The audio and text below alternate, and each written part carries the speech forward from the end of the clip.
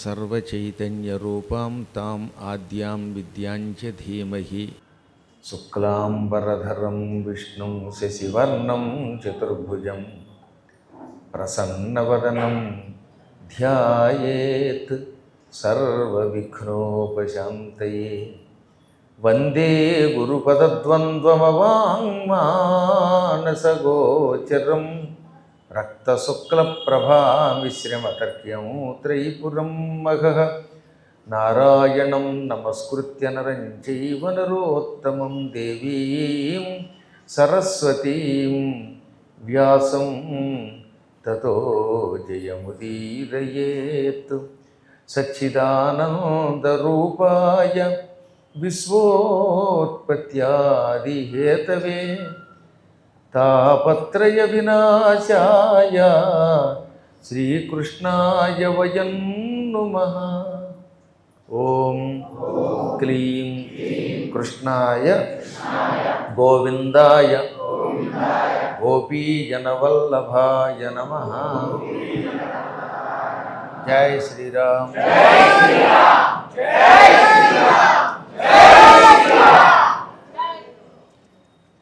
ఈ భార్యాతీర్థ మహిమ పద్మపురాణంలో చాలా గొప్పది, అద్భుతమైనటువంటి ఆ కథను మీకు ఇంత పూర్వమే ప్రారంభించాను. అందులో భాగంగా పూర్వం ఒక మహాత్మురాలు తన భర్తతో పాటు తీర్థయాత్రకు వెళ్ళాలనుకోవడం, ఆయనేమో భార్యను వదిలేసి తీర్థయాత్రకు వెళ్ళడం. ఆవిడ రోజు మా ఆయనతో పాటు తీర్థయాత్రకు వెళ్దాం అనుకున్నాను, చెప్పకుండా వెళ్ళిపోయాడు. ఆయన వచ్చేదాకా కఠోర నియమాలు పాటిస్తానని ఒంటిపూట తింటూ గడుపుతున్న కథ మీకు చెప్పాను. అందులో భాగంగా ఏమమ్మా, ఏం భర్తగారు వెళ్ళిపోతే 5 ఏళ్లకైనా వచ్చేస్తాడు కదా, ఈలోపు ఎందుకు నువ్వు బెంగ పెట్టుకుంటున్నావంటే, లేదండి అనుబంధం వేరు మా భార్యాభర్తలది. ఆయన నన్ను ఎంతో ప్రేమగా చూస్తాడు, నేను అంత ప్రేమగా చూస్తాను. చెప్పా పెట్టకుండా ఆయన వెళ్ళిపోయాడు. అసలు భార్య లేకపోతే భర్తకి తీర్థయాత్రలో కొన్ని ఫలితాలు ఉండవని శాస్త్రం. ఆ కాలం వేరు కూడా చెప్పాను, ఆ విషయం కూడా మీకు. అందువల్ల ఆయన వచ్చేదాకా ఉంటాను అని ఒక దివ్యమైన కథ చెప్పింది సుకళ. సుదేవ కథ చెప్పింది. పూర్వం ఇక్ష్వాకు మహారాజు గారు వేటకెళ్ళడం, ఆ వేటలో ఓ పందిని చంపడం, ఆ పంది రంగవిద్యాధరుడనే గంధర్వుడిగా మారిపోవడం. అంతవరకు నిన్న విన్నారు. ఇప్పుడు ఆ పందిగారి భార్య ఉన్నది, పాపం పోత్రి, ఆడపందిగారు. ఇప్పుడు ఈ పందిగారి చరిత్ర కూడా చెబుతుందన్నమాట ఇక్ష్వాకు మహారాజు గారి భార్యతోటి. నా పూర్వజన్మ రహస్యం చెబుతున్నాను విను. నా భర్త రహస్యం చెప్పాను. నేను పూర్వం ఓ మహానుభావుడికి కూతుర్ని, ఆయన నన్ను ఎంతో ప్రేమగా పెంచాడు. ఆ జన్మలో నాకు సుదేవ అని పేరు. భర్తని చాలా లోకుగా చూశాను. మా భర్త కాదనన్న చవటే, అంత మాత్రం చేత నీచంగా చూసి చివరికి అన్నం కూడా పెట్టకుండా తెప్పితే ఆయన వెళ్ళిపోయాడు. భర్త వెళ్ళిపోయాక అప్పుడు ఈ తల్లికి బాధ కలిగిందిట. కూతుర్ని చిన్నప్పటి నుంచి నెత్తి మీద పెట్టుకుని మరీ గారంగా పెంచావు, అందుకే మొగుడిని అవమానించింది, ఉన్న భర్త వెళ్ళిపోయాడు.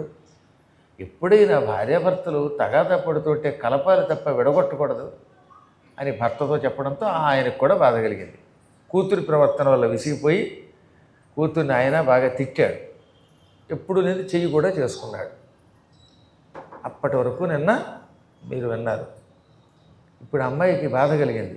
మా నాన్న ఎంత గారంగా చూశాడు, అమ్మ ఎంత ప్రేమగా చూసింది, నేను కూడా దాన్ని దుర్వినియోగం చేసి భర్తను చాలా అవమానపరిచాను, దాంతో ఆయన వెళ్ళిపోయాడు. ఇప్పుడు వీళ్ళ చేతిలో చెప్పు దెబ్బలు తిన్నాను, చివాట్లు తిన్నాను, ఇంట్లో ఉండకూడదు అనుకున్నది.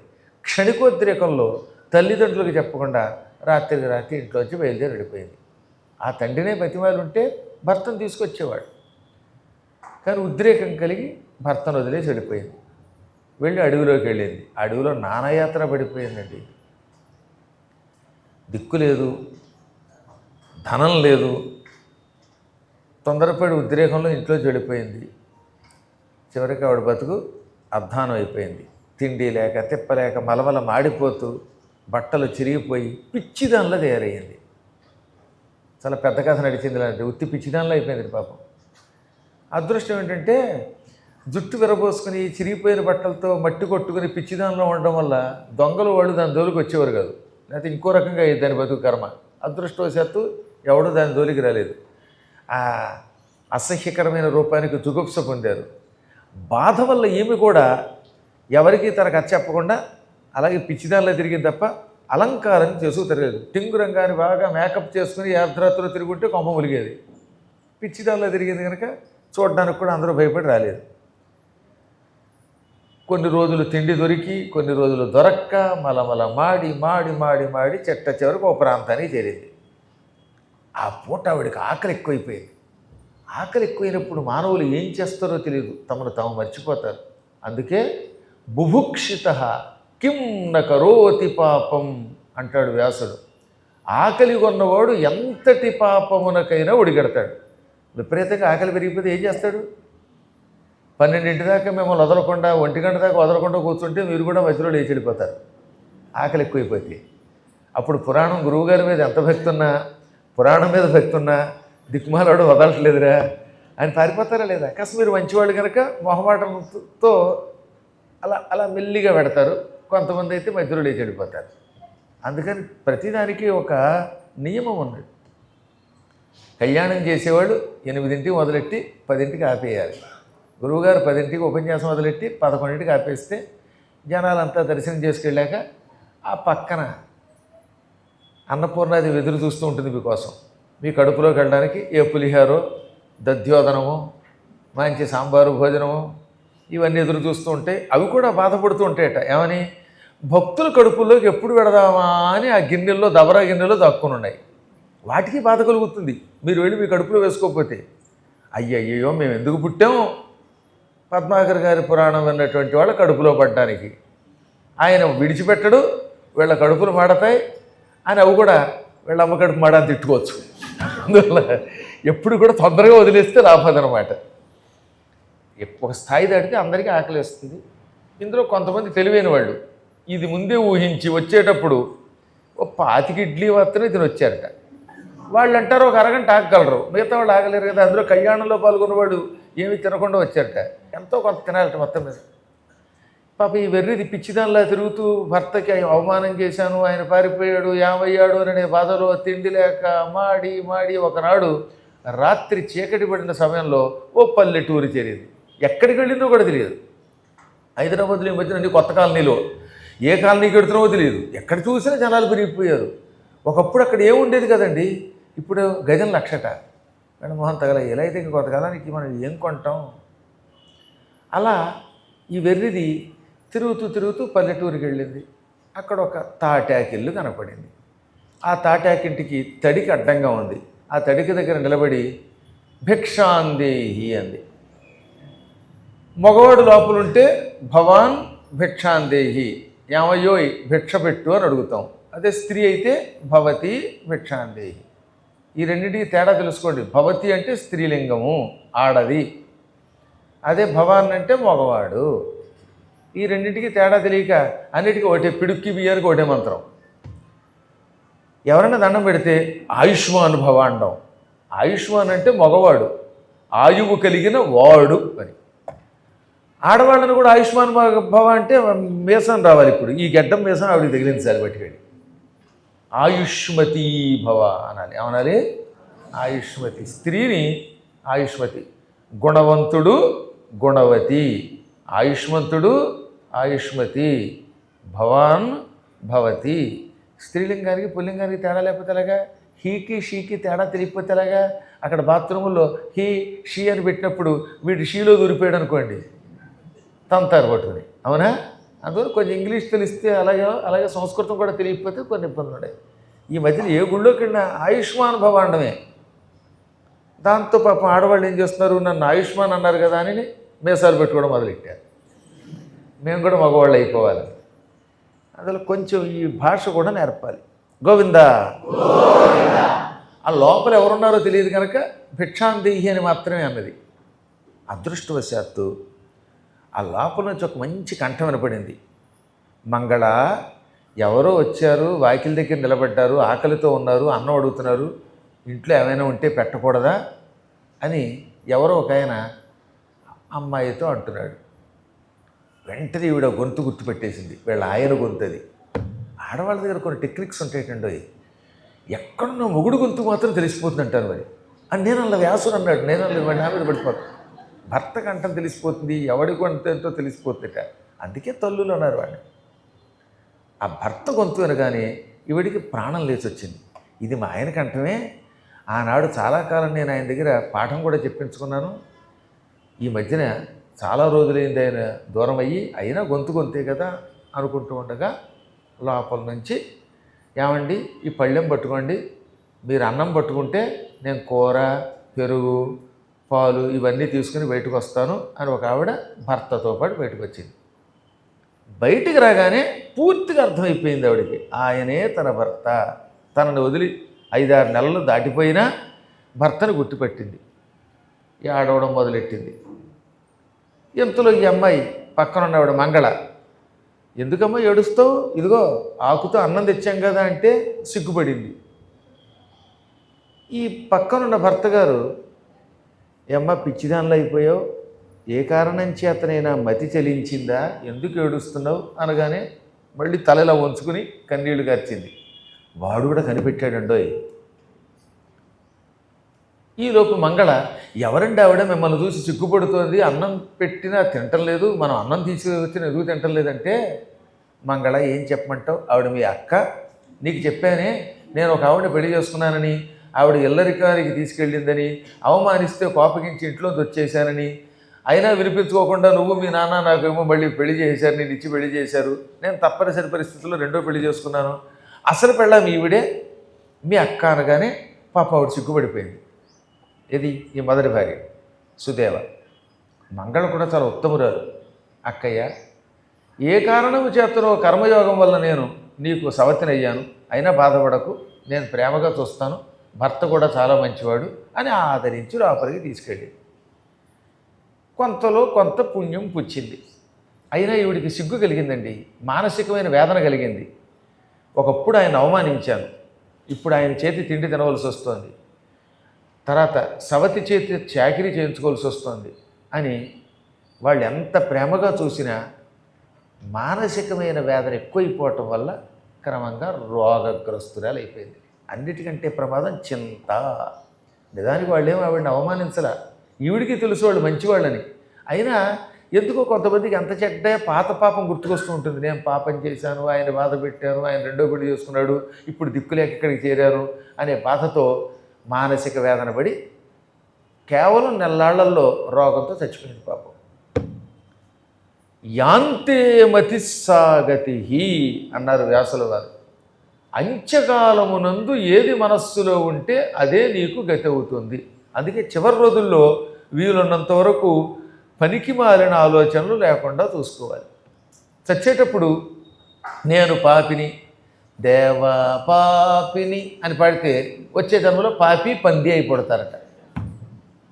అదే చివరి క్షణాల్లో భజగోవిందమనో పద్మాకర్ గారి పద్మపురాణాలు గుర్తుకు తెచ్చుకుంటే అప్పుడు ఉత్తమ జన్మ వస్తుంది. అందుకని దరిద్ర పతాలతోలికి వెళ్ళొద్దురా అన్నారు మనవాళ్ళు. వాళ్ళు ఎంతసేపు నువ్వు పాపివి అనడం వల్ల మీరు రోజు నేను పాపిని అనడం వల్ల వచ్చే జన్మలో అలా పేపాలుగా పడతారు. ఇప్పుడు అర్థమైందా మీకు తేడా ఎక్కడుందో మనకి వాళ్ళకి? అంత్యకాలంలో సాధ్యమైనంత వరకు పవిత్రమైన ఆలోచనలు రావాలి.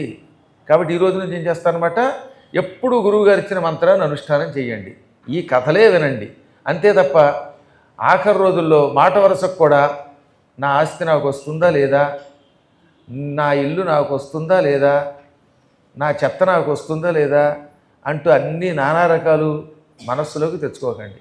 అందులో పనికిమాలిన వాళ్ళ గురించి చూసి మనకు ఎందుకు చెప్పండి, వాడు ఎవడో కొట్టుకు తెస్తున్నారట, మనకెందుకు?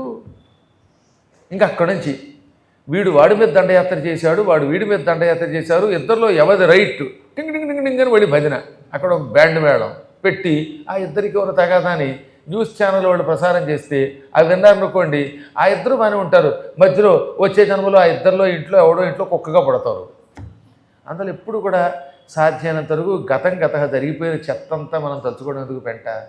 ఈ రోజు నుంచి ఏం చేస్తారు, హాయిగా గోవింద, జై శ్రీరామ్, ఓం నమ శివాయ ఇలా అనుకోండి, అంతే, ఇంకేవద్దు. ఈ పిచ్చిది ఆ విషయం మర్చిపోయి నేను పాపిని అనుకోవడంతో నిజంగానే పాపం వచ్చింది.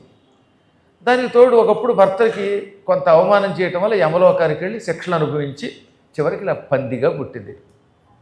పదే పదే పాపమును తలుచుకోవటం వల్ల పందిగా పుట్టింది. ఇప్పుడు చెప్పిందనమాట, అదిగో అలా పూర్వజన్మలో బంగారం లాంటి భర్తను దూరం చేసుకొని పందిగా పుట్టాను. ఈ పంది జన్మలో మహాబాధపడ్డాను. ఆ రంగ విద్యాధరుణ్ణి పెళ్లి చేసుకున్నాను, పిల్లల్ని కన్నాను. ఎవడు ఎప్పుడు కొడతాడో తెలియదు, ఎవడు చంపుతాడో తెలియదు, ఎవడు కడుపులో పెడతామో తెలియదు, పిల్లల్ని ఎలా కాపాడుకోవాలో తెలియదు. కాబట్టి పంది జన్మలో మా చెడ్డ బాధ పడిపోయాను నేను. అదృష్టవశాత్తు నీ వల్ల నీ వంటి పరమపతివ్రత అయినటువంటి స్త్రీ నీళ్లు చల్లడం వల్ల నాకు పూర్వజన్మ జ్ఞానం కలిగింది. నన్ను అనుగ్రహించు, ఈ పంది జన్మ నుంచి విముక్తి కలిగించు. ఇక్ష్వాకు మహారాజు గారు ఈ నా పంది భర్తని నందిగా పంపేశాడు పైకి. ఆయన గంధర్వుడే వెళ్ళిపోయాడు. ఇక నాకు కూడా విముక్తి కలిగించు తల్లి అంటే నేనేం చేస్తానమ్మా? మా ఆయన రాజు, ఆయన ధర్మాత్ముడు, నేను కేవలం భార్యని కూడా వేటకొచ్చిందని నా దగ్గర నీకు శాప విముక్తి కలిగించేంత శక్తి ఏమున్నది అంటే అంత మాటనకు నీ దగ్గర శక్తి ఉంది అంది ఈ పంది. ఏమిటది? సతి నాకు భవత్ సంపాదితమంతయు ఏల ఒక్క దివసమున తదార్జితమగు పాతివ్రత్యవ్రత సుకృతమే చాలు పాపవార్ధులు దాటన్. నీకు భర్త అంటే చాలా ప్రేమ, నువ్వు పరమ పతివ్రతవి. పెళ్ళయిన దగ్గర ఇప్పటిదాకా పాతివ్రత్య మహిమతో ఎంతో శక్తిని పొందావు. అందులో ఒక్క సంవత్సర కాలము కానీ లేదా ఒకరోజు నీ భర్త అనుమతితో నువ్వు దానం చేసిన అన్నదాన ఫలితం నాకు ధారపోస్తే చాలు, ఎక్కువ అక్కర్లేదు. ఆ మాత్రానికి నేను విముక్తి పొందుతాను. నువ్వు ఎంత గొప్పదానివి, ఎంతోమందికి అన్నదానం చేసావు, స్వయముగా చేతితో వండి అన్నదానం చేసావు. కొంతమంది ఇతరులు వండిన దాన్ని మాత్రమే దానం చేస్తారు, కానీ నువ్వు అలా కాదు. వంటవాళ్ళు ఉన్నప్పటికీ బూరెలు నువ్వే దగ్గరుండి చేసావు. అలా చేస్తారండి కొంతమంది. అలా కూర్చుని కాఫీ తాగి సొలిగవులు చెప్పుకుంటారు, ఎప్పుడు ఒక్క పనిలో సాయం చేయరు. కానీ కొంతమంది అలా కాదట, ఎంత గొప్ప కార్యక్రమాలు చేస్తున్న పనివాళ్ళు ఉన్నా తాము కూడా అందులో పాల్గొంటారు. అటువంటి వాళ్ళని పతివ్రతలు అంటారు. వాళ్ళే గొప్పవాళ్ళు. వాళ్ళు అన్నదానం చేస్తే వాళ్ళకి ఎంతో పుణ్యం వస్తుంది. అటువంటి వాళ్ళు నోటితో ఏదంటే అది అయిపోతుందండి. అందుకే ఇక్ష్వాకు మహారాజు గారి భార్యకి అంత శక్తి ఉన్నదట. ఇదిగో చూడండి, ఆవిడ స్వయంగా అన్నది, ఏవముక్త వరానారి సుదేవ చారుమంగళ ఉవాచైకాబ్ద పుణ్యంతే మయా దత్తం వరాననే. అబ్దము అన్నారు మూలంలో, అంటే సంవత్సర కాలం. తెలుగులో ఎందుకో అనువాదం చేస్తూ దివసం అన్నారు, కానీ సంస్కృతంలో మాత్రం వ్యాసుడు ఏమన్నాడు? అబ్దం అన్నాడు. ఈ పంది ఏమన్నది? నువ్వు స్వయముగా నీ చేతితో అన్నం వండి ఎంతోమందికి పెట్టావు. అందులో ఒక సంవత్సర కాల అన్నదాన ఫలితం, ప్రతి ఒక్క అనుమతితో నీవు చేసినటువంటి అన్నదాన మహిమ నాకు ధారపోస్తే నేను పంది జన్మ నుంచి విముక్తి పొందుతాను. కానీ ఆవిడ భర్త కేసు తిరిగింది. ఏమండి, మీ అనుమతి లేకుండా ఏం చేయకూడదు కదా, అందువల్ల చెయ్యొచ్చు అని అడిగితే, దేనజన ఉద్ధరణ అవశ్య కర్తవ్యము. కష్టంలో ఎవడైనా మన దగ్గరకు వస్తే మనం ఉద్ధరించి తీరాలి, అది శాస్త్ర నియమం. ధారపోసేయి, ఇంతెందుకు, మన పుణ్యమంతా ఆవిడికి వెళ్ళిపోయినా మనకు వచ్చే నష్టం లేదు, వాడు బాగుపడితే చాలు అన్నాడు ఆయన. అందుకే ఇక్ష్వాకు మహారాజు అన్నారు, సాధారణంగా చాలామంది పుణ్యమంతా నాకే వచ్చేయాలండి, పాపం అంతా మీరు పట్టుకుపండి అంటారు. కానీ ఆయన అలా మనం ఏ కష్టాలైనా పడదాం, మనం కావాలంటే తపస్సు చేసుకుని పుణ్యం ఆర్జిద్దాం, మన పుణ్యం అంతా ఆవిడికి ధారపోయి అన్నాడు. అప్పుడు ఆ పందికి తన పాతివ్రత్య మహిమ, అన్నదాన మహిమ ఇక్ష్వాకు మహారాజు భార్య చేతిలోకి నీళ్లు తీసుకుని మరీ ధారపోసింది. కాసిన నీళ్లు చేతిలోకి తీసుకుని, ఇదిగో ఓ సోకరమా, నీకు నా మహామహిమని ధారపోస్తున్నాను, నువ్వు ఉంది అంటున్నావు గనక ఇంతకాలం నేను చేసిన అన్నదాన ఫలితం, నా పాతివ్రత్య మహిమ, ఇది నీకు ధారపోస్తున్నాను అన్నదో లేదో ఆ క్షణమే తుచ్చమైన నీచమైన గాయపడి నెత్తురోడుతున్న ఆ పంది జన్మం విడిచిపెట్టి ఆడపంది కాస్త అందమైన రూపం ధరించింది, స్వర్గానికి వెళ్ళిపోయింది. ఈ కథ అంతా ఎవరు చెప్తున్నారు, అది మర్చిపోకూడదు మనం. ఎవరు చెబుతున్నారు? సుకళ.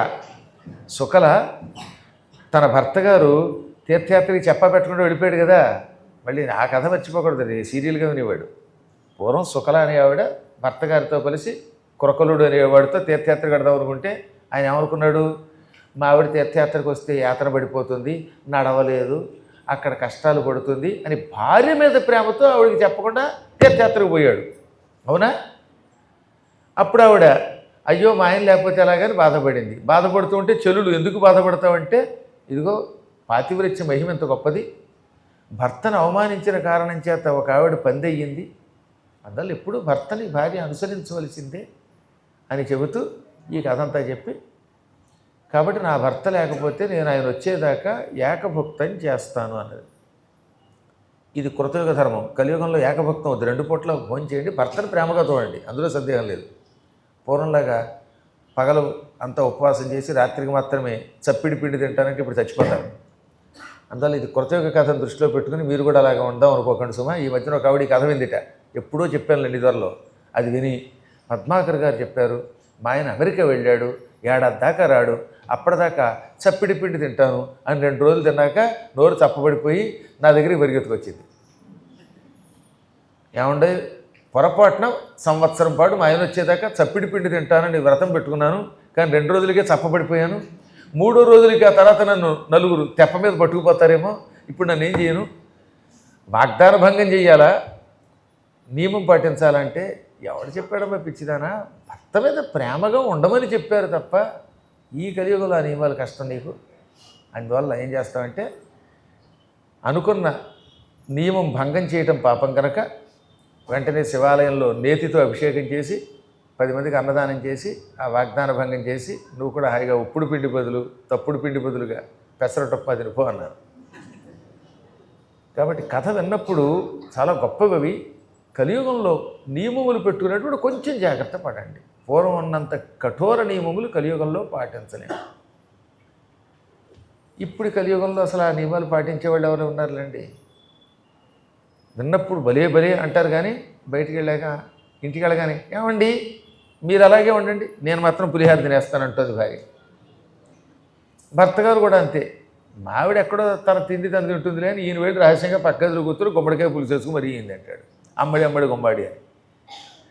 వీలున్నంత వరకు కలిసి తినడానికి ప్రయత్నించండి. కుదరకపోతే ఆయువు, ఆరోగ్యం ఇవన్నీ దృష్టిలో పెట్టుకుని ఎంతో కొంత ఆహారం తినడానికి ప్రయత్నించవలసింది. అందువల్ల సుకళ కొంతకాలం పాటు నా భర్త తీర్థయాత్ర నుంచి వచ్చేదాకా నియమం పాటిస్తాను అని చెలికత్తెలకి చెప్పి, భర్త రావడానికి చాలా టైం పడుతుంది, 5 ఏళ్ళు అని చెప్పాడు. నేను చెప్పడం అంటే ఈ లోపు రానల్లా మినిమం 5 ఏళ్ళు పడుతున్నాడు కదా, ఈ 5 ఏళ్ళు కూడా ఆయన వచ్చేదాకా ఒక పూట భోజనం చేస్తాను, దర్భల మీద పడుకుంటాను, చప్పిడన్నం తింటాను నియమం పెట్టుకుంది. ఇలా ఉండగా ఇంత కఠోర నియమమును ఈవిడ పాటించగలదా లేదా ఈవిడిని పరీక్షిద్దామని ఇంద్రుడు మన్మధుడిని వెంట పెట్టుకొచ్చాడు. అక్కడికి మారు వేషంలో వచ్చాడు. మంచి నల్లని నిగనిగలాడే గడ్డము జుట్టు పెట్టుకుని మన్మధుడిని కూడా మారువేషం వేయించి అక్కడికి తీసుకొచ్చాడు. భిక్షాందేహి అన్నాడు. సుకళ ఆయన కోసమని బియ్యము కూరగాయలు పట్టుకొచ్చింది. నేను కూరగాయలు బియ్యము ఇస్తే వండుకోలేనమ్మా, నాకు వంట చేసి పెట్టాలన్నాడు ఆయన. లేదండి, కూరగాయలు బియ్యమే ఇవ్వగలను నేను, ఎవరైనా భిక్షాందేహి అంటే భిక్ష పెట్టాలి, కానీ ఆ భిక్ష తన దగ్గర ఏముంటే అది పెట్టాలని శాస్త్రం. నేను నా భర్తకు దూరమయ్యి సంవత్సరం దాటిపోయింది. ఈ సంవత్సర కాలంగా కేవలం చప్పిడి పిండి మాత్రమే తింటాను. ఆ చప్పిడి పిండి కూడా నూనె పోపు ఉన్నది కాదు, నీళ్లు మరగబెట్టి అందులో నూక పోసి ఆ నూక ముద్దయి ఉడికిన తర్వాత ఉప్పు కూడా వేయకుండా, నూనె తిన్నది కదా, నూనె వేసుకోవట్లేదు, నెయ్యి వేసుకోవట్లేదు, ఆవిడ ఏమీ లేదు, పోపు లేదు, కేవలం నీళ్లు మరగబెట్టడం, అందులో ఉప్పుడు పిండి కింద దాని ఏమంటారు ఉడకబెట్టడం. ఉప్పుడు పిండిలో ఉప్పు వేస్తారు, ఇందులో చప్పిడి పిండిలో ఉప్పు వేయరు. కేవలం చప్పని ఆహారం తింటున్నాను. ఆ ఆహారం అతిథులకు పెట్టడం న్యాయం కాదు. మనం ఏది తింటే అది పెట్టమని శాస్త్రం చెప్పలేదు, ఎప్పుడు చెత్త తింటున్నప్పుడు. అదే పులిహార అనుకోండి పెట్టండి.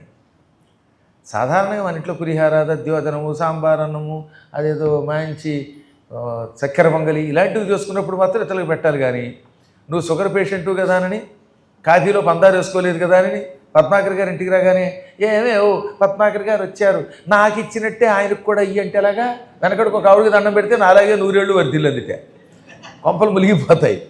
అందుకని ఏంటంటే ఈ మధ్యకాలంలో ఎవరి దగ్గరికైనా కాఫీకి వెళ్ళేటప్పుడు కొంచెం జాగ్రత్త పడాల్సి వస్తుంది. మన పంచదార మనం పట్టుకెళ్ళాలి. ఇప్పుడు ఆ పక్కన కూర్చుని ఒక ఆయన ఉన్నారు, ఆయన పంచదార వేసుకోరు. ఆయన ఇంటికి ఎవరికి వెడితే ఆయన అలాంటి కాఫీయే ఇస్తున్నారట. అప్పుడు ఏం చేయాలి? మనతో పాటు చెంచాతో పంచదార పట్టుకెళ్ళి వేసుకోవాలి. ఏం చేయాలంటే అలాగే నువ్వు చప్పిడి పిండి తింటావు కదా, నువ్వు వచ్చిన వాళ్ళకి చప్పిడి పిండి పెడితే ఏమైపోతారు వాళ్ళు? నేను నా నియమం పాటిస్తున్నాను. మీకు ఈ పిండి పెడితే ఈ తిండి తినలేక అదే పనిగా పారిపోతారు. అందుకని మీకోసం బియ్యము, పప్పులు, కూరగాయలు, నెయ్యి పట్టుకొచ్చాను. లోపల పొయ్యి ఉంది, మీరు వండుకోండి కానీ లేదమ్మా మేము వండుకోలేము. ఆ చప్పిడి కూడా మాకు భార్య ఏం చేస్తాం వండుకోలేనప్పుడు అన్నారు వాళ్ళు. అయ్యో భగవంతుడు ఎంత పరీక్ష తెచ్చిపెట్టావు. ఇదే నా భర్త నా దగ్గర ఉన్నప్పుడు నేను మంచి మంచి పిండి వంటలతో వంట చేసినప్పుడు వీళ్ళు రాలేదు. అప్పుడు వచ్చి ఉంటే చక్కెర పొంగలి దద్యోదనం ఇవన్నీ పెట్టేదాన్ని. ఇప్పుడేమో నేను వండుకుని తినకూడదని నియమం, నా నియమం ప్రకారం చప్పిడి పిండి వాళ్ళకి పెడితే వాళ్ళు ఏమైపోతారో అనుకుంటూ కొంచెం కన్నీళ్లు గార్చింది పాపం. ఏమమ్మా ఎందుకు ఏడుస్తున్నావు అన్నాడు ఇంద్రుడు. మారు వేషంలో ఉన్నాడని చెప్పాం కదా. నా భర్త తీర్థయాత్రలకు వెళ్ళాడండి, ఆయన వచ్చేదాకా ఇలా ఏడుస్తున్నానండి అంది. అయితే నీకు టెక్నిక్ చెప్తాను, నా మాట వింటావా? ఏమిటన్నది ఆవిడ.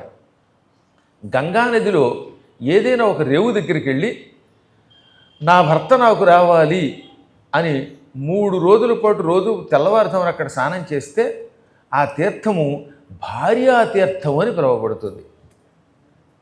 అది గంగలో ఏ రేవైనా పర్వాలేదట. గంగ ఎక్కడో హిమాలయాల్లో మొదలైందండి.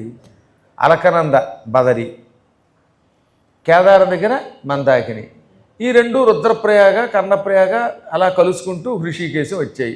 హృషికేశం నుంచి హరిద్వార్ వస్తుంది. హరిద్వార్ తర్వాత అలాగ ఎక్కడ దాకా వస్తుంది? ప్రయాగ దాకా వస్తుంది. ప్రయాగలో యమున అనేది అందులో కలిసిపోతుంది. అడుగున ఏమవుతుంది? సరస్వతి ఉంటుంది. ఇంకెక్కడి నుంచి ప్రయాగ నుంచి యమున సరస్వతులు గంగలో కలిసిపోయాక ప్రయాగం నుంచి కాశీ, ఆ కాశీ నుంచి ముందుకెళ్ళిన తర్వాత ఒక పాయేమో బీహారు మొదలైనటువంటి పాట్నా మీదుగా గంగ వెళ్ళి ఆ తర్వాత చీలిపోతుంది. కలకత్తా దగ్గర గంగాసాగర్లో కలిసిపోతుంది. కొంతేమో బీహార్ నుంచి వెళ్ళి కలుస్తుంది. ఈ గంగాసాగరములో కలిసేదాకా అంటే గంగా సాగరంలో సంగమించే లోపు ఎక్కడి నుంచి ఎక్కడైనా సరే ఒక రేవులో 3 రోజుల పాటు విడిచిపెట్టకుండా నా భర్త నేను కలిసి ఉండాలి అని భార్య సంకల్పం చెప్పుకొని స్నానం చేస్తే ఆ తీర్థం భార్యాతీర్థము అని పిలువబడుతుంది. భార్యాతీర్థం అంటే వేరే ఏ తీర్థం కదా అది.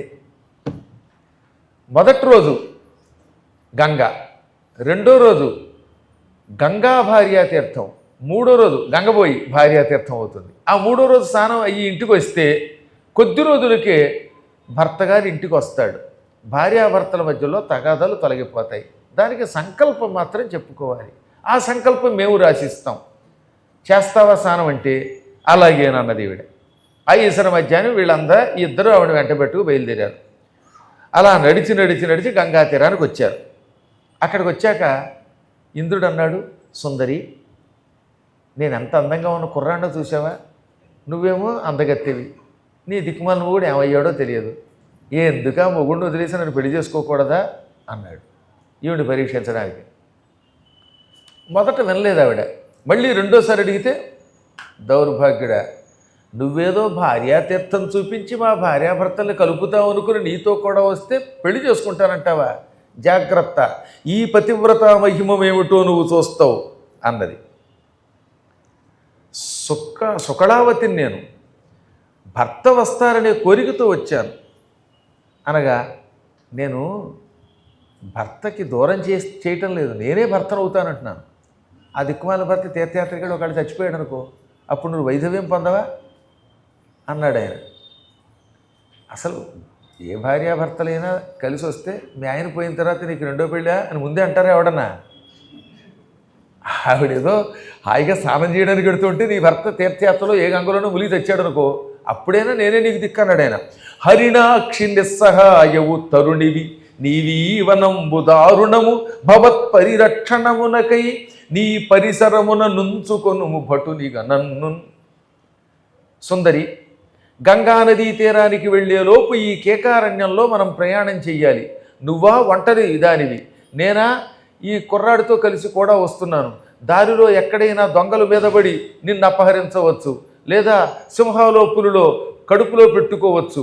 ఏ రకంగా చూచినా గంగానదికి వెళ్ళేలోపు ఈ కేకారణ్యములలో భయంకరమైన కష్టములు ఎదుర్కోవడం తప్పదు.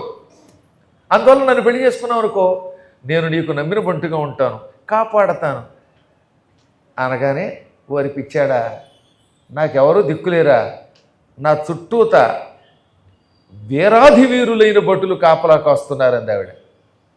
ఇప్పుడు ఇంద్రుడు కూడా తెల్లబోయాడు. నల్లని గడ్డంతో నల్లని జుట్టుతో మారువేషంతో వచ్చిన ఆయన గడ్డం ఇలా గోక్కుని, గడ్డం బాగా పెరిగితే దొరదెడుతుంది అనుకుంటారు కొంతమంది, అస్మాడిలో గోక్కుంటూ ఉంటారు.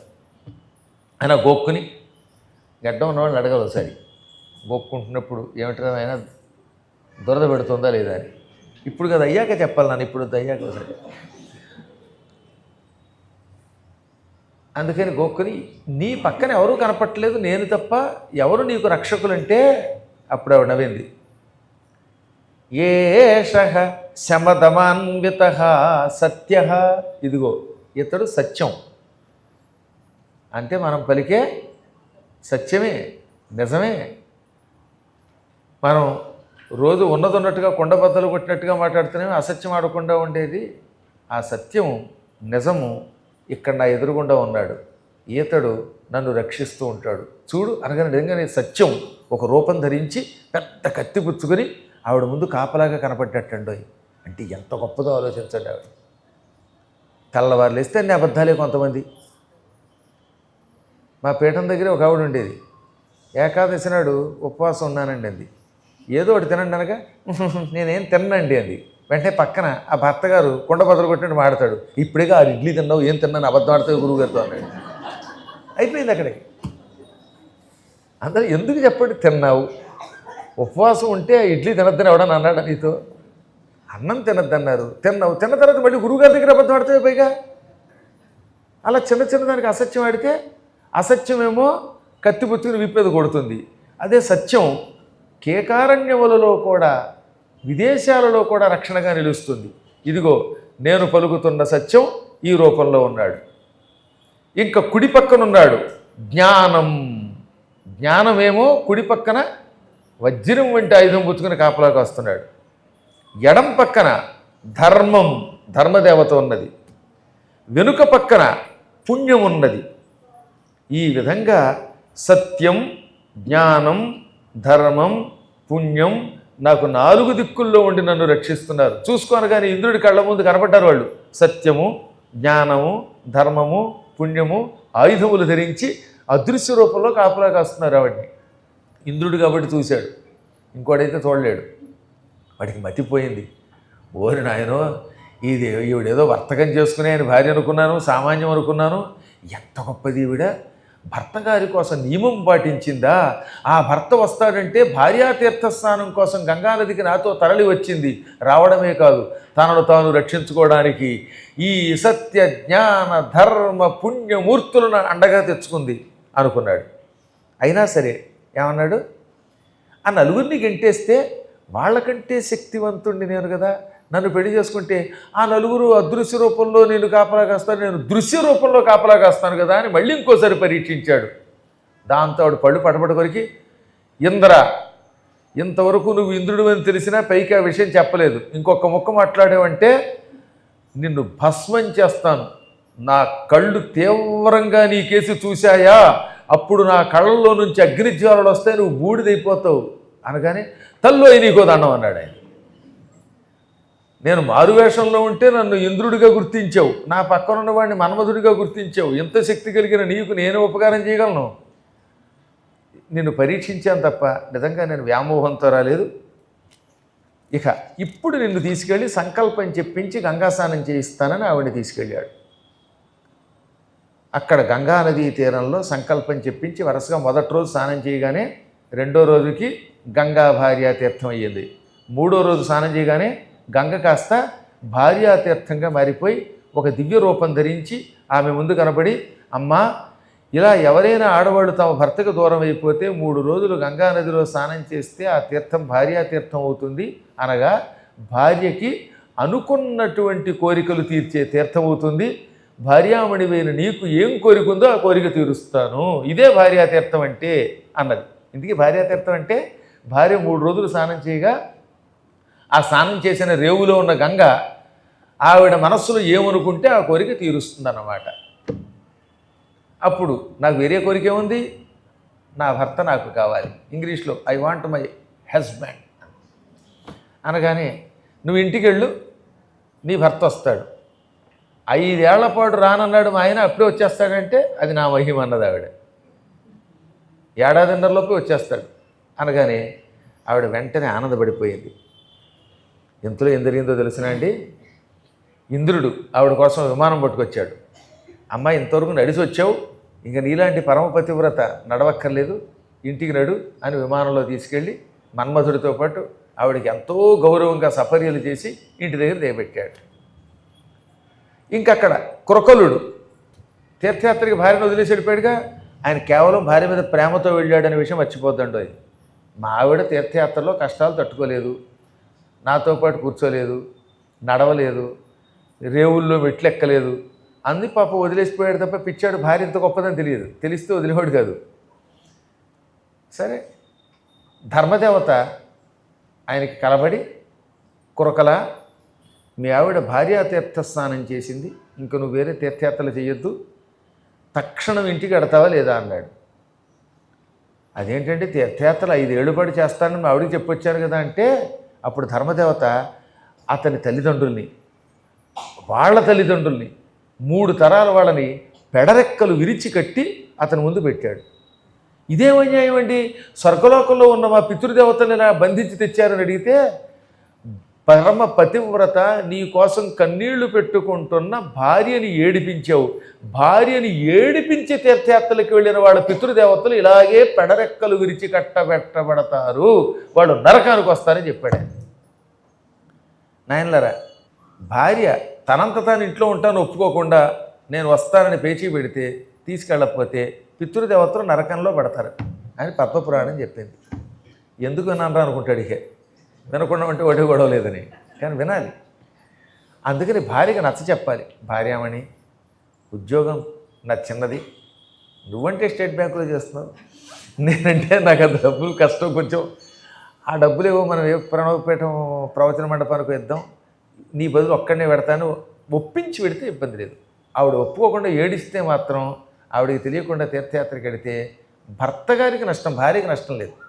భర్త యొక్క పితృదేవతలు నరకానికి ఎడతారు. ఇది ఇంత సుస్పష్టముగా పద్మపురాణంలో చెప్పారు. ప్రామాణికంగా శ్లోకాలు కూడా మీరు తీసుకెళ్ళచ్చు నా దగ్గర నుంచి. దెబ్బకి ఆయన హడలెత్తిపోయి వెంటనే ముందు మా ఇంటికి పంపండి అన్నాడు. ధర్మదేవత ఇతన్ని వాళ్ళ ఇంటికి పంపాడు. ఆ తర్వాత ఇప్పుడు నేనేం చెయ్యాలండి, నా పితృదేవతలంతా ఇంత తీర్థయాత్రలు చేసినా సరే చివరికి నరకానికి వచ్చారు అనగా, అప్పుడు యమధర్మరాజు గారు, వత్స తలచి కొన్ని పుణ్యతీర్థముల్ తలపులోన వనరుపుము సహధర్మిణి యొసగినట్టి పిండమున శ్రాద్ధమెంట నీ పితరులకును. నీ పితృదేవతలు నువ్వు భార్యకు అన్యాయం చేసి ఆమెను విడిచిపెట్టి తీర్థయాత్రలకు వెళ్ళడం వల్ల నరకం పాలయ్యారు. వాళ్ళ పెడరెక్కలు నేను సంకెళ్లతో కట్టి అమలోకానికి తీసుకెళ్ళాను. దీనికి ప్రాయశ్చిత్తం సంక్రాంతులు వచ్చినప్పుడు నీ పితృదేవతలకి నీ భార్యతో సైతంగా పిండ ప్రదానం చేయి. నీ భార్యను పక్కన పెట్టుకొని సంక్రాంతులు వచ్చినప్పుడు, సంక్రాంతులు ఎన్ని ఉంటాయని చెప్పాను, 12. అందులో 1 నుంచి 3 సంక్రాంతులు విడిచిపెట్టకుండా పిండ ప్రదానం చేయి. ఇది మకర సంక్రమణం. రేపు అవునా, రేపు భోగి, ఎల్లుండి మకర సంక్రమణం. ఆ తర్వాత మకరం తర్వాత ఏమొస్తుంది, కుంభరాశి. కుంభ సంక్రమణంలో ప్రవేశిస్తాడు సూర్యుడు. కుంభరాశిలో ప్రవేశిస్తే కుంభ సంక్రమణం, తర్వాత మేనం. అలా 12 రాసుల్లోనూ 12 సంక్రమణాలు ఉంటాయని నిన్నే చెప్పాక మీకు. మొదటిది మేష సంక్రమణం, మేషరాశిలో సూర్యుడు ప్రవేశిస్తాడు గనక. రెండవది ఏమిటి, వృషభం. 3 మిథునం, 4 కర్కాటకం, 5 సింహం, 6 కన్యారాశి, 7 తుల, 8 వృశ్చికం, 9 ధను రాశి, ఆ తర్వాత మకరం, కుంభం, మీనం. అంచేత ఈ 12 రాసుల్లోకి సూర్యుడు ప్రవేశించినప్పుడు 12 సంక్రమణములు ఏర్పడతాయి. అందులో 3 సంక్రమణములు పితృదేవతలకి పిండ ప్రదానం భార్యతో పాటు చేయాలి. ఇదిగాక తల్లిలో తండ్రి పోయిన తిథులు ఉంటాయి. వీటితో పాటు ఇది మహాపాపం రావడం వల్ల, నరకంలో పడడం వల్ల భార్యా సమేతముగా గ్రహణం వచ్చినప్పుడు ఏదైనా ఒక నదికి వెళ్ళి పిండ ప్రదానం చేస్తే ఇక పితృదేవతలు 7 తరాల వాళ్ళు, నరకంలో ఉన్న వాళ్ళు ఉద్ధరింపబడతారు. రాబోయే 7 తరాల వాళ్ళు కూడా ఉద్ధరింపబడతారు. 7 ఏళ్ళు 14 తరాల వాళ్ళు ఉద్ధరింపబడతారు వీడితో కలిపి. ఉదాహరణకి నేను గ్రహణం నాడు మా నాన్నగారికి అమ్మగారికి ఏదో యథాశక్తిగా నదీ తీరంలో పిండ ప్రదానం చేసామనుకుందాం. రేపు సెప్టెంబర్ వస్తోంది, భాద్రపద మాసంలో పూర్ణిమ, 7వ తారీఖు 7/9/2025 భాద్రపద పూర్ణిమ, సంపూర్ణ చంద్రగ్రహణం. ఆ సమయంలో మేము ఏం చేస్తున్నాం? గోమతికి వెడుతున్నాం. అంటే నైమిషారణ్యంలో భాగవత సప్తాహం చేస్తున్నాం. భాగవత సప్తాహంలో 5వ రోజు గ్రహణం వచ్చింది. ఆ గ్రహణం నాడు రాత్రి కాసేపు జపం చేసి గ్రహణం విడిచిపెట్టాక, గ్రహణం టైంలో కాదు, గ్రహణం విడిచాక పితృదేవతలకి తర్పణాలు ఇస్తే, పిండ ప్రదానం చేస్తే నీవు తరిస్తావు. నీకు ముందున్న 7 తరాల వాళ్ళు వైకుంఠానికి వెడతారు, నీ తర్వాత వచ్చి 7 తరాల వాడు తరిస్తారు. ఇక మనకి ఎవడు పిండం పెట్టకపోయినా గండం రాదు. ఎంత అదృష్టం! అందుకని పూర్వకాలంలో గ్రహణాలకు అలా వెళ్ళేవారు. ఇప్పుడు అర్థమైందా? అందుకని గ్రహణం నాడు కేవలం వెళ్ళి స్నానం చేయడం కాదురా, భాగవతం కూడా చేసేద్దాం అన్నాను మన శిష్యులతో. వాళ్ళు ఆనందపడిపోయారు. కాబట్టి రేపు సెప్టెంబర్లో అపూర్వమైన అవకాశం అది. ఆ సమయంలో రావడానికి ప్రయత్నించండి కుదిరితే. అక్కడ కుదరకపోతే ఇదిగో ముచ్చుకుందానదో మూసినదో లేకపోతే ఎక్కడో చోట మాత్రం పితృదేవతలకి పిండ ప్రదానం చేయటం తప్పదు. నువ్వు చెయ్యమనగానే వెంటనే సంతోషపడిపోయాడు ఆయన. అందాక మా తల్లిదండ్రులకి సంఖ్యలు వేస్తే వేసి ఎక్కువ కొట్టకే, మా వాళ్ళు చాలా మంచివాళ్ళు అనగానే హింసించను కానీ నరకంలో ఉంటారు, నరకంలో ఉండడం హింస అన్నాడు ఆయన. ఎందుకంటే యమధర్మరాజు గారికి పక్షపాతం ఉండదు కదా, రికమెండేషన్లు చల్లవు అక్కడ. ఇక్కడ మనకు కాబట్టి రికమెండేషన్లు పక్క నుంచి తీసుకొచ్చి పోసేయండి, మీరు మిగతా వాళ్ళు తోసేయండి అని తలబరాలు పోయించవచ్చు మానవులు కనుక. ఇక్కడున్న కార్యకర్తలకు కూడా మా వాళ్ళు అనిపిస్తూ ఉంటుంది కదా, ఏమో వచ్చేయి అని ఇక్కడ నిలబడి వాళ్ళు రికమెండేషన్తో పోయిస్తారు. కానీ యమధర్మరాజు గారి దగ్గర ఏమిటో అస్సలు రికమెండేషన్స్ ఉండవండి. మనం పుణ్యం చేస్తే పుణ్యం, పాపం చేస్తే పాపమే. కూతురైనా శిక్షిస్తాడు, భార్య అయినా శిక్షిస్తాడు. తాను తప్పు చేస్తే తాను శిక్ష అనుభవించాడు పాపం. విదురుడిగా పుట్టి, ధర్మరాజుగా పుట్టి, హరిశ్చంద్రుడి దగ్గర ఏమో చండాలుడిగా పుట్టి కొన్నాడా లేదా? కాబట్టి ఆయన కూడా తనకి తానే శిక్ష చేసుకుంటాడు. అందువల్ల ఆయన దగ్గర మాత్రం ఏం ఉండదు కనుక ఈయన వెంటనే అన్ని ప్రకారాలా చేసి ఆఖరణ ఏం చేశాడు? మళ్ళీ గ్రహణ సమయంలో నదీ తీరానికి వెళ్ళాడు. అంతట కృకలుడు సుకల కాంతామణికేల నీయగా పిండంబుల్ చెంతనే నివసించి మహాసంతోషముతోడ జలిపే శ్రాద్ధం వింటన్. తన భార్యామణి చేత్తో ఇవ్వగా పిండములను ఇంట్లోనూ పెట్టాడు. గ్రహణం వచ్చినప్పుడు నదికి వెళ్ళాడు, అక్కడ పిండ ప్రదానం చేశాడు. దాంతో దేవతలు పూలవర్షం కురిపించారు, పితృదేవతలంతా తరించారు, ఆయన తరించాడు. ఈ కథంతా మర్చిపోకూడదు. విష్ణువు వేణుడికి చెబుతున్నాడండోయ్. వేణుడు పాపాత్ముడు చచ్చి బతికాడు కదా, ఇది పృథు చక్రవర్తి తండ్రి. అతనితో భార్య కూడా తీర్థము, తల్లిదండ్రుల పాదసేవ తీర్థము, గురువు గారిని సేవించడం తీర్థం అని చెబితే అందులో గురువు సేవ గొప్పదే, తల్లిదండ్రులు పూజించడం గొప్ప అంటారు. కానీ భార్య కూడా తీర్థం ఎలా అవుతుంది అంటే అప్పుడు ఇక చెప్పాడనమాట ఈ భార్యా తీర్థం యొక్క గొప్పతనం. కాబట్టి భార్యతో కలిసి తీర్థయాత్రకు వెళ్ళినా, భార్యను ఒప్పించి వెళ్ళినా, పిండ ప్రదానంలో భార్య కూడా ఉన్నా పితృదేవతలు తరిస్తారని గ్రహించి భార్యని గౌరవించండి అన్నాడు ఆయన. ఇంకెక్కడికి విడత పూర్తయిందా? భూమిఖండంలో విష్ణువు వేణుడికి ఎన్నో ధర్మములు చెబుతాడు. కంసుడు ఉన్నాడు కదా, ఉగ్రసేనుడి కొడుకు, అతని పూర్వజన్మ వృత్తాంతం కూడా ఉంటుంది. నెక్స్ట్ ఎపిసోడ్లో మీరు గుర్చేయండి నాకు. ఉగ్రసేనుడి కథ మొదలవుతుంది. ఉగ్రసేనుడికి కంసుడు పుట్టడం, అసలు వాడి పూర్వజన్మ రహస్యం ఏమిటి, ఇంకా తీర్థయాత్రలు అంటే ఏమిటి, తర్వాత అన్నిటికీ మించి విచిత్రమైన కథలు ఎంతో పూర్వం ఎప్పుడూ కనీవిని ఎరగని ఎన్నెన్ని కథలు ఉన్నాయో ఇందులో, అవన్నీ కూడా మనం తర్వాత విడతలో చెప్పుకుంటాం.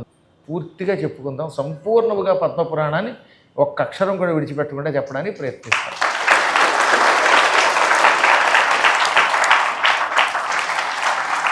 అంటే మార్చి మళ్ళీ జూన్ 9 దాకా గురువుగారు కనపడలేమని బెంగ పెట్టుకోవద్దు. ఎందుకంటే మార్చి 1వ తారీఖు నాడు గురువుగారు హైదరాబాద్ వస్తారు. 2వ తారీఖు నాడు ధర్మ సందేహాలు తీరుస్తారు.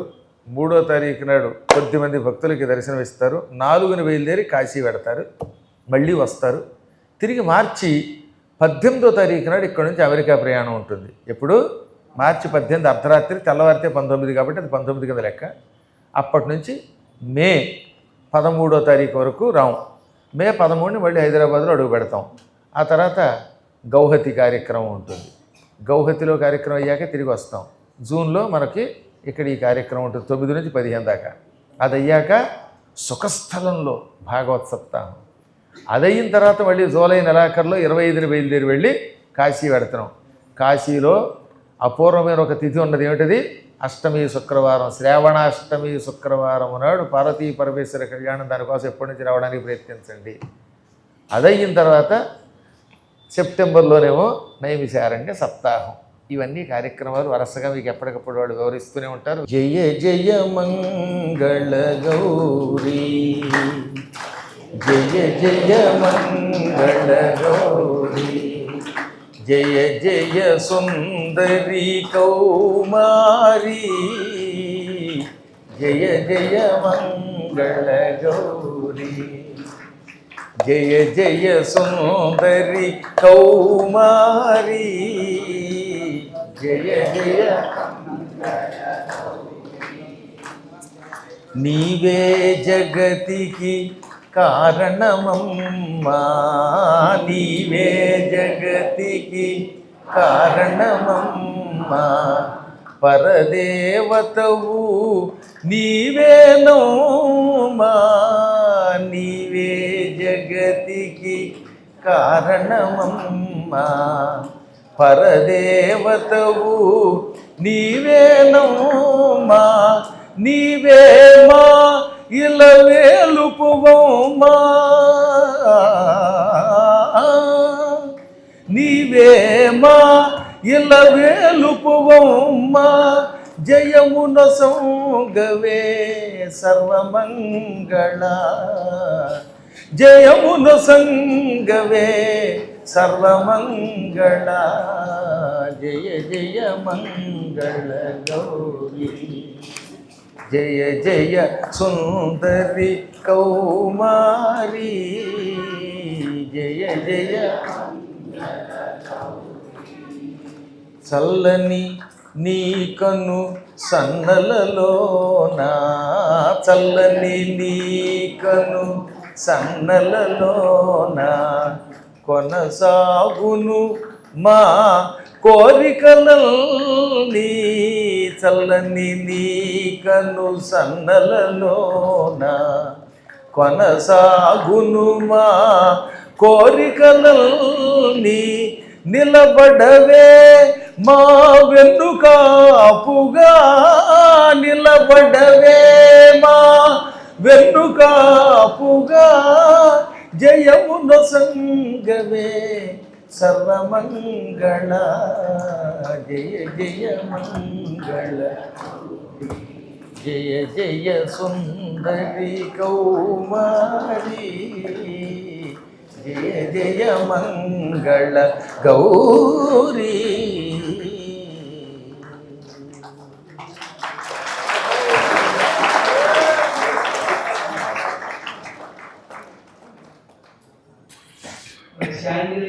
శ్రీ విద్యా దంపతులు వస్త్ర సమర్పణ చేస్తారు. ఓం రాజాధిరాజాయ ప్రదహ్యసాహినే